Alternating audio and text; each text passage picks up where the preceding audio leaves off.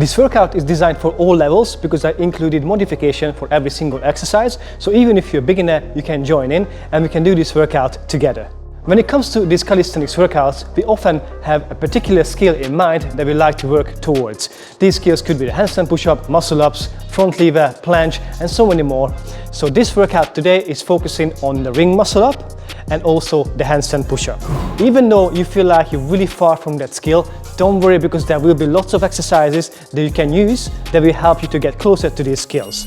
My name is Alex and I'm self-taught in calisthenics. I started when I was 30 years old. I didn't even go to the gym till I was 28. That maybe makes me a bit more relatable for those people who also start their calisthenics a bit later in life, maybe in the 30s, 40s or even in the 50s, but love to learn the bodyweight skills. In the past 5 years, I was able to learn a few skills that I'm very happy with, and I'd like to share my experience with you and hopefully help you in your journey. So like I said, today we're going to work towards the ring muscle up and a handstand push-up.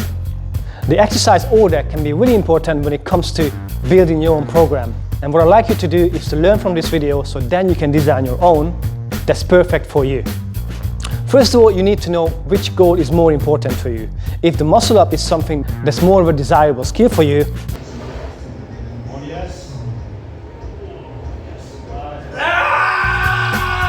then you would start your workout with a pulling exercise. Whereas if the handstand push-up is something that you want to learn more, then you will start your workout with that.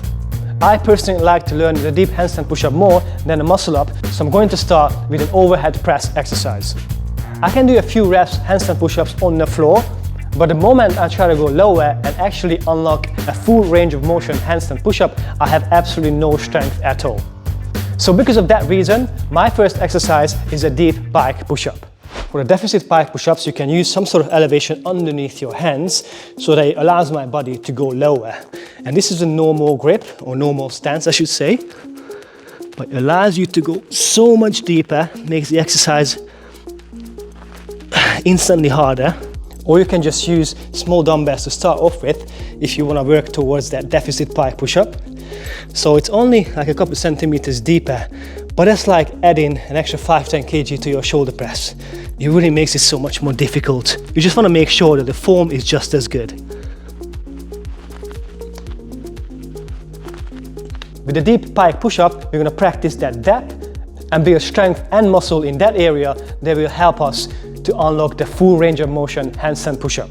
If this exercise is really difficult for you, don't worry, because you can do a normal pike push-up, which I actually started with. That is much easier than the previous progression because you don't have to go into that deep depth. But at the same time, you're working on your shoulder strength and build muscle in the relevant areas.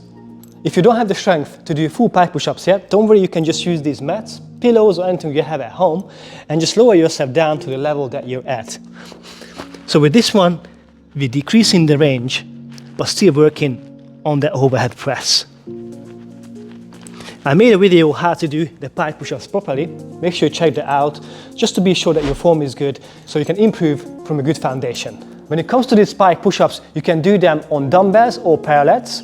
In this way, you keep your wrists in a neutral position, which for some reason makes the exercise harder. I don't know why, but the exercise becomes so much harder. Whereas if you do them on your hands, I find it much easier. So I like to work on that more until I really build up my reps and eventually change my grip into the neutral position so I can further challenge myself. Now, if you're someone who's stronger than that and don't find deep pike push-ups very challenging for about 5 to 8 reps, then you can do an elevated deep pike push-up. This is the elevated feet pike push-up. When you're putting more of your body weight on your hands by elevating your feet. And that makes these pike push-ups much harder. You can go all the way up until you can do this against the wall. If you can rep out 5 to 8 with this exercise, then you are really strong. And let's say this is still not challenging enough, you can practice the deep wall-assisted handstand push-ups, which I can't do, but I'm gonna try.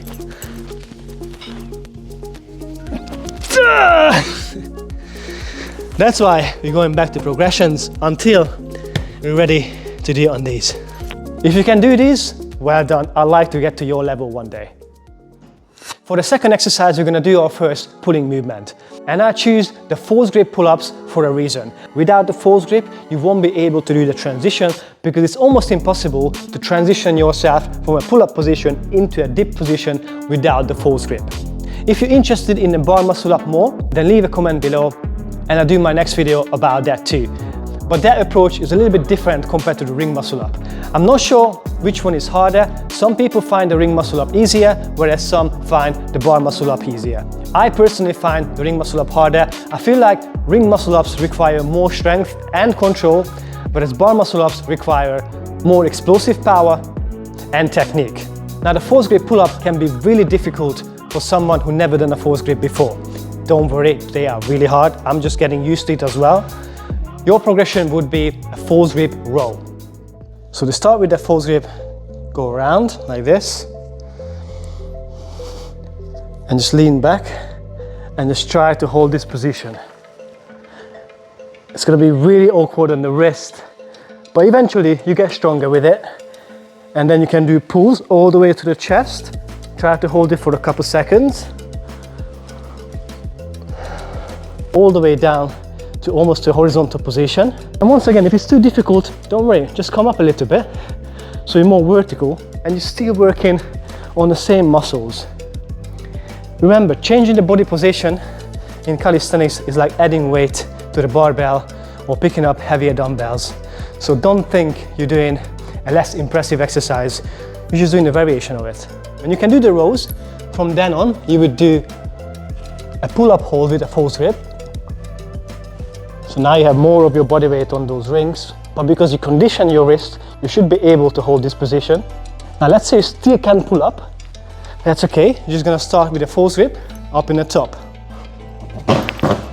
Ow! So you just need a chair. So then you're already in that top position. And hold the top range. Be careful when you come down. Try to make sure that you have something underneath you, like a chair or a box. So you're not gonna just let go of it, because that can really hurt your rotator cuff and you don't wanna do that, so always safety first. Increase the time with this one until you can do mini reps. So from here, slightly down. Eventually you're gonna be able to come to halfway and pull up. And when you can do that, just practice coming lower each time you're doing this exercise.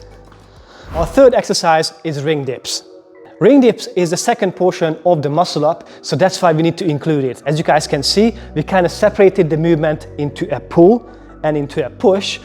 And if you get strong with both exercises, eventually that transition is just gonna come naturally, so you don't have to worry too much about that. With the ring dips, you want to go as low as possible. Now, if you don't have really good shoulder mobility, this might be really difficult, so some extra work on your shoulders can really work. You can check out this video when Cara takes you through a mobility routine. It really helps, and overall, it's going to give you more strength because you're able to work on exercises with a fuller range of motion. If you find the ring dips are very difficult, you can do ring holds. Even just holding yourself on the rings is a great exercise to build strength and work on those stabilizing muscles. So when you first try it, you might move around like this. You just have to focus on really squeezing your chest, bringing them closer to the body, and that will stabilize you. And actually sometimes it's easier to do it with the knee up. The other thing you can do is just do dip partials. The important part is to keep your shoulders down. So as you come up, try not to let the shoulders go, push it away from the ears. And once you can do that, you can start working on dip negatives. It means that you just do the lowering phase of the exercise. As slowly as you can, you're gonna lower yourself down into the bottom position of the dip. It might not be very deep, just go until you can. After you reach the halfway point, you might find yourself speed up and kind of just fall on the ground. That's normal, because once you reach that 90-degree position, the dip gets really hard. But the more you do it, the slower you're going to be able to control the negative, the more control you gain, and eventually you're going to be able to go all the way down with control. And the more you do it, the more strength you build, and eventually you're just going to be able to press up. Now this exercise is very specific towards the ring muscle up. If you struggle with it so much that you can't even hold yourself on the rings, you can also go back to a normal stable dip bar and practice your reps there. Because if you get better with normal dips, then coming to the rings gonna make it so much easier. So for that reason, you can go through all these progressions that I just mentioned, the dip hold, the dip negatives, and just do them on the dip bar. And once you feel comfortable doing reps on the dip bar, then you can move this whole workout into the rings. And now we arrived to our last exercise of today's workout, and that's gonna be a row. Now, I already mentioned about the rows. If you can't do the pull-ups yet, you would be doing your rows as your second exercise. For the fourth exercise, you're not gonna do the rows again. Instead of that, you're going to work on your pull-up holds. Now, Cara already made a video about how to unlock the pull-ups and how to increase the repetitions, so you can check out that video right here. Pick one of those hold exercises and use that as your fourth exercise in this routine. And that is for today's workout, guys. Thank you so much for following me along, and I really hope that I'm gonna help you with these exercises to master your muscle up, to master your handstand push-up and build strong shoulders for it, so we can all learn calisthenics together.